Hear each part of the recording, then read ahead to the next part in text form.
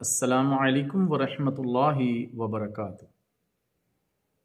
الحمدللہ وکفا والصلاة والسلام علی عبادہ الذین اصطفیٰ اما بعد۔ میری محترم دوستو، مثالی گھر کے بارے میں پہلے 3 درس آپ احباب کے سامنے ذکر کیے ہیں، اسی کا آج یہ تسلسل ہے۔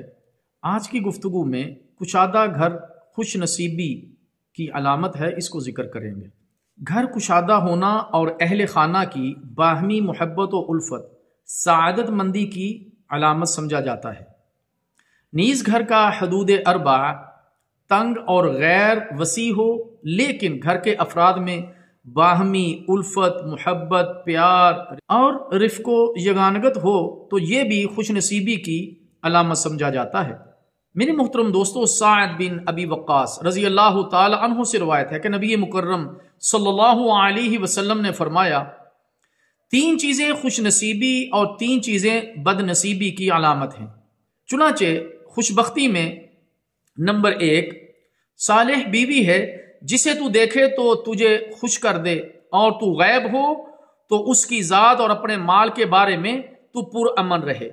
نمبر 2 ایسی سواری جو نہایت آرام دہ اور چالو ہو، جو تجھے رفقا کے ساتھ ملا دے، یعنی تیز چلنے والی سواری ہو جو آپ کو آپ کے وقت مقررہ پر پہنچا دے۔ نمبر 3 اور ایسا گھر جو کشادہ اور اہل خانہ کے لیے انتہائی نرم مزاج ہو۔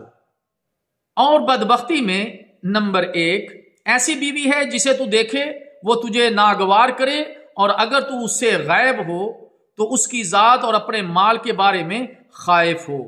نمبر 2 ایسی سواری جو سست اور اڑیل ہو، اگر تو اسے مارے تو تجھے وہ تھکا دے، اور اگر تو اسے چھوڑ دے تو تیرے رفقا کے ساتھ تجھے ملا نہ پائے۔ نمبر 3 ایسا گھر جو نہایت تنگ اور نہایت بد مزاج گھر والوں پر مشتمل ہو۔ میرے محترم دوستو، اس حدیث سے ہمیں 3 خوش نصیبی اور 3 بد نصیبی کی علامات کے بارے میں خبر ہوئی۔ اللہ تعالیٰ سے دعا ہے کہ اللہ تعالیٰ ہمیں سمجھنے کی توفیق عطا فرمائے۔